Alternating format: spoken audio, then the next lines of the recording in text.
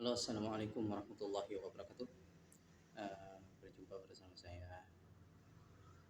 Saya hari ini ingin menanggapi apa yang dituduhkan oleh pendukung 01 dan pendukung 03, yaitu Bapak Anies Baswedan dan Pak Ganjar Pranowo,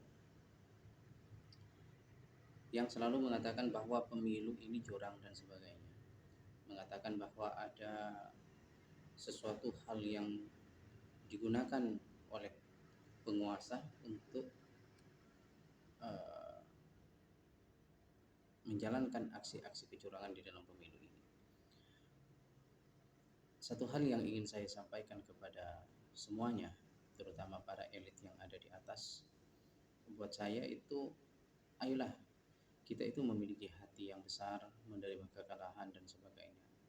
Kalau memang menuduh hal-hal yang bukan-bukan terhadap salah satu paslon, terutama bagi penyelenggara uh, pemilihan umum, kebetulan saya sendiri uh, jadi anggota KPPS.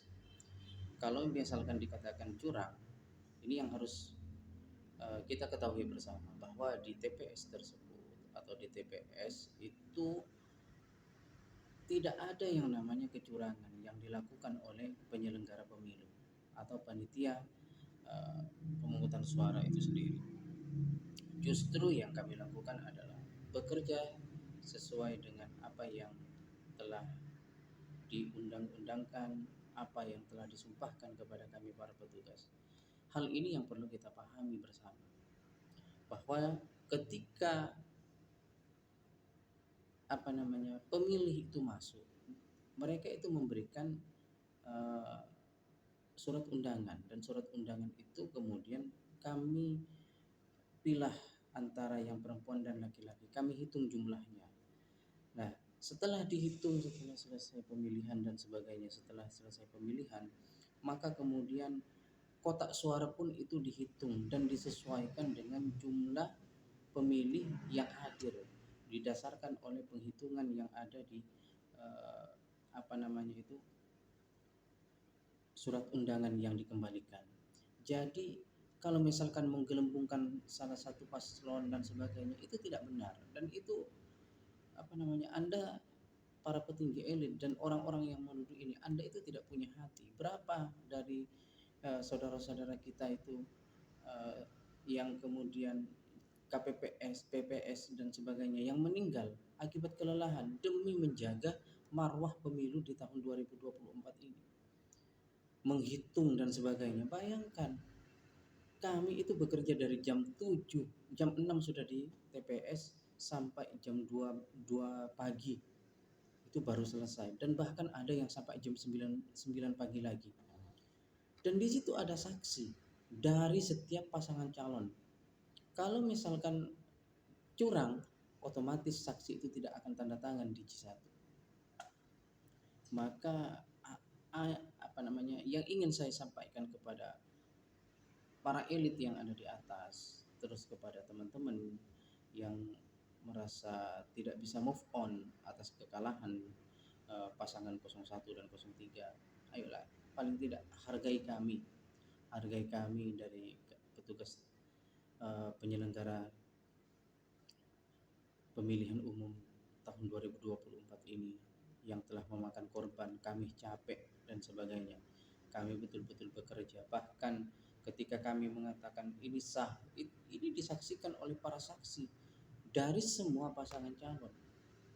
Lalu kemudian kami mengeluarkan dari kotak suara, kami hitung lagi, disesuaikan dengan jumlah uh, pemilih berdasarkan undangan yang dikembalikan. Terus kemudian kami perlihatkan kepada saksi, dan saksi itu setuju. Di situ ada panwas, di situ ada petugas keamanan. Apa yang mau kalian tuduhkan? Apa kalian ingin mengatakan bahwa kami itu bekerja hanya karena uang, bekerja kemudian karena ditekan oleh pemerintah? Harusnya anda yang mengatakan curang dan sebagainya, daftar 5 tahun yang akan datang jadi petugas PPS dan KPPS. agar kalian tahu betapa kami menjaga, betapa kami berbuat adil dan jujur di dalam melaksanakan tugas yang diembankan kepada kami. Saya merasakan betul, walaupun ini adalah pertama kali saya mengikuti menjadi KPPS, anggota KPPS. Tapi saya tahu betul bahwa kecurangan sebenarnya itu tidak ada. Kecurangan itu hanya dibuat-buat. Oh, ada bukti video dan sebagainya.